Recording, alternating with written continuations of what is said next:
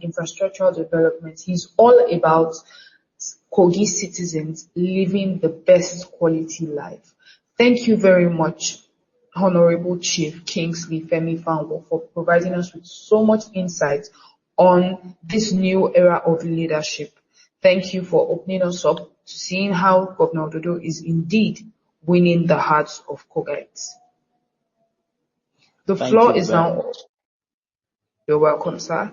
The floor is now open for 2 or 3 of our listeners to ask questions that they may have. I see a few requests here. Please, if your request is accepted, Hello, can you hear me? State your question promptly so we can respond on time. Yes, we can hear you. All right. Good evening, Honorable Commissioner.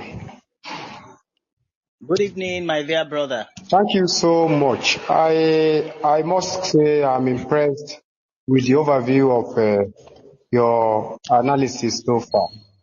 But you made a very vital point that actually drew my attention to say, let me ask this question, because as I am not available in the state, and I heard online that the ongoing protest, because you mentioned the ongoing protest and the other things that the state is doing.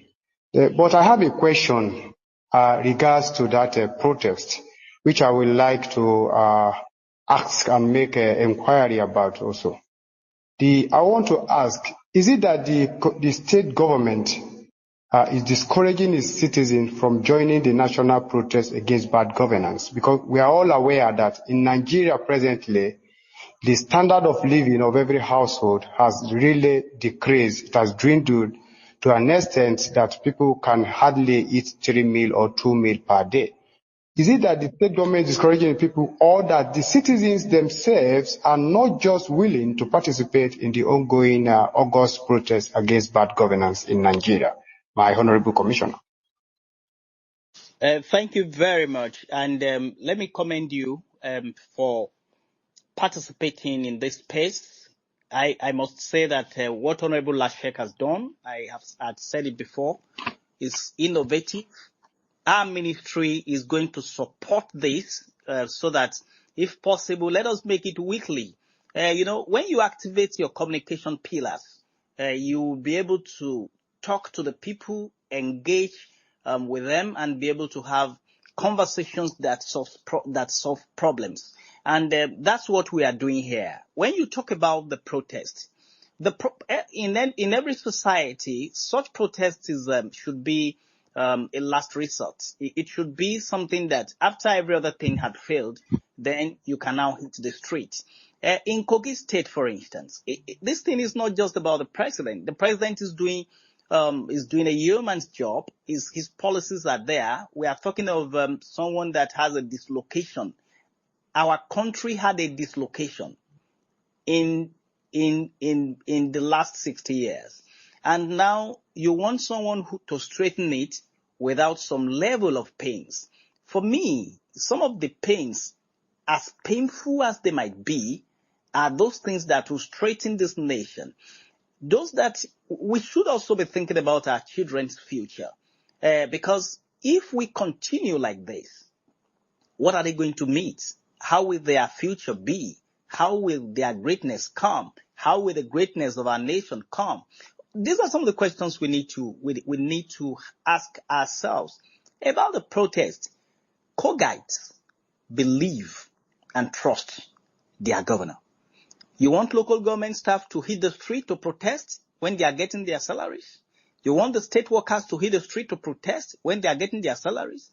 You want the farmers that have received tractors, harvesters, planters, fertilizers, and also funding through a lot of projects, including Acrisal, that gave dollars to the farmers in Kogi State. You want them to leave those farms and then come to the street to protest? So nobody coerced them not to protest. What happened is an understanding, what I call understanding and trust between the governed and the government. And that is what is working in Kogi State. And that's what I want other states to emulate. So it is about the citizens trusting their governor, trusting their government, trusting the process, seeing what the governor is doing, seeing that those things are going to ameliorate the suffering on the long run, seeing the palliatives that are low-hanging fruits that are solving the short-term troubles, they trust their government. Thank you. Hello. Our next speaker, Foundational Kuman, please. Okay. Good evening. Can you hear me? We can hear you loud and clear. Okay. Good evening, Honorable Commissioner. It's good to have you. Good evening, my brother. Yeah. Let me first of all say, many of Kogas are expecting a lot from the governor. Kogi State has been lagging behind in so many things. And thank God we are so lucky. Governor Ododo is someone that has been part of the past administration, and we are hoping for the best under his administration too. My question is simply about Kogai diaspora. What is the governor doing to bring their wealth of experience into Kogi State, to develop Kogi State tech-wise, medical lines, industrialization, because Kogi State is bordering like about 9 states. It's supposed to be a business hub, or let me put an industry hub for so many things. So I would like to know what is the plan of the governor in bringing in diaspora. Thank you. Thank you very much, my dear brother. And I will say that I've never seen a more consultative governor in the history of Kogi State like Alhaji. And I'm not even exaggerating at all. He's someone that is constantly consulting.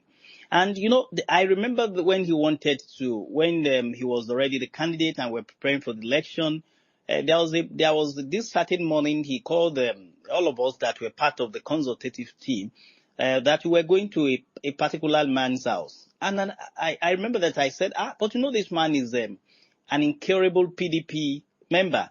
He said, yes, he's PDP, but he's a Kogite. And what we want to do is to govern Kogi State. So if we want to govern Kogi State, it means we must meet every Kogite that is a stakeholder, regardless of their party. So I cited that example to be able to tell you that he is a believer in consultations.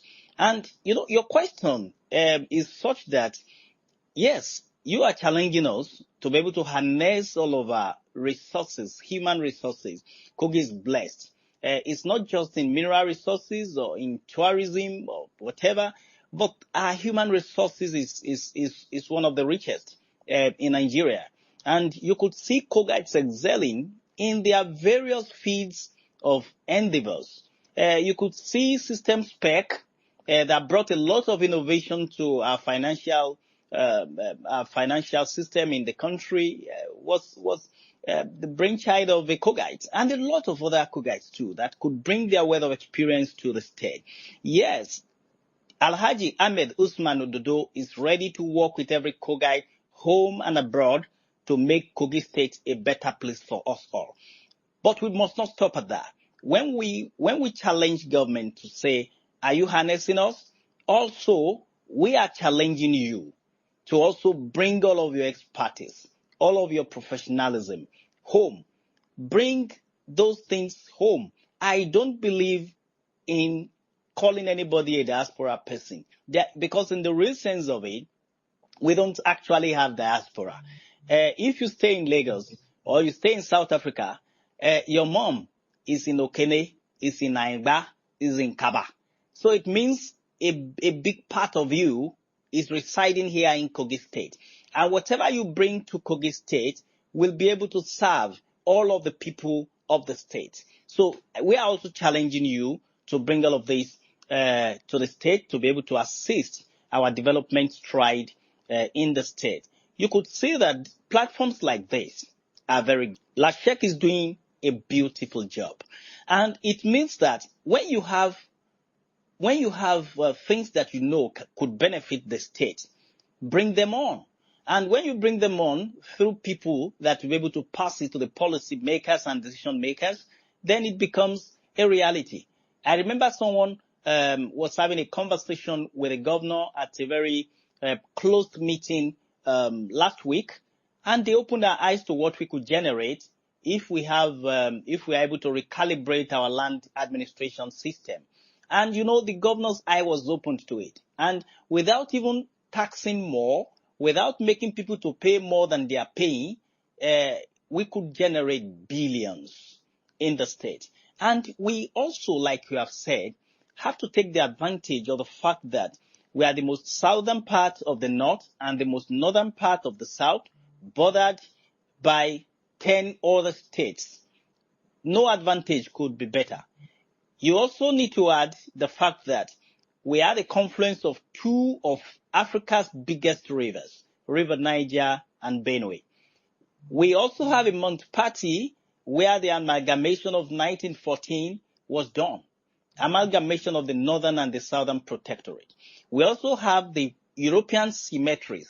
Their grandchildren in UK want to know where they bury their parents. So they want to come to that place when that place is safe, when that place is habitable, when that place is attractive. So it means that we have a lot of advantages to tap into and make this state great. It is not going to be done by His Excellency Alhaji Ahmed Usman Ododo alone. It's not going to be done by Lashek alone. It's going to be done by all of us. Let us pull our resources together. Thank you very much. Thank you. Thank you so much. Thank you so much, Honorable Commissioner. You've been so incredibly insightful on this, current topic that we've been discussing. I would like us to take one or two more people, especially a lady, to also, air her view here. So I'm taking Abby. Okay, yeah. Here we go. I have Abby. You have the floor, Abby. Then I will take one more before we call it a day. We can hear you. Please go on. All right. Thank you very much for this privilege. I want to appreciate everyone here. I'm citizen of Kogi State, but presently in Lagos State. I work in Lokoja, precisely, and I run business there too. There's something that has been bothering me regarding Kogi State and a whole lot, because I've been to so many states, and just like the previous speaker said, Foundational Okuman said that Kogi State is actually lacking behind. If you have been to other states and you see what is going on there, and you reside in Kogi State, like you are living there or you are working there, you will feel somehow. There are a lot of things that should be happening in Kogi State that is not happening. I could still remember when I was schooling, I schooled in Federal University Lokoja. That was where I finished from. We went to Conference Beach around that time. That was 2014. Can you hear me? We can hear you. Make your comment brief, please. All right. Thank you. Around 2014, and the place was really.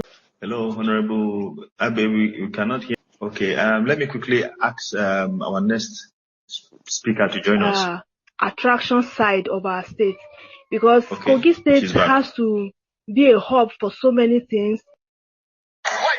Okay. It seems we're having technical issue with Abe Royal, so I'll move on to our next guest that will quickly speak for just 30 seconds before we round up the show on Ododo X Space. Okay. We have X Spaces Friday conversation. Let them pick those beautiful things and see how they can make it a beautiful place and relax and have some beautiful time there. And things will be happening. A lot of us will be coming back home to have time there. Thank you very much. Thank you so much. That is an investor that is already thinking of coming back home to invest in Kogi State, but she's pleading with the government to make the state safe for everyone to come back and invest. But I can assure you, Kogi State is the safest state you can have, or that we have in the entire north northern state. I could even say in the entire country, despite the fact that we've been bordered by about 9 or 10 states thereabout.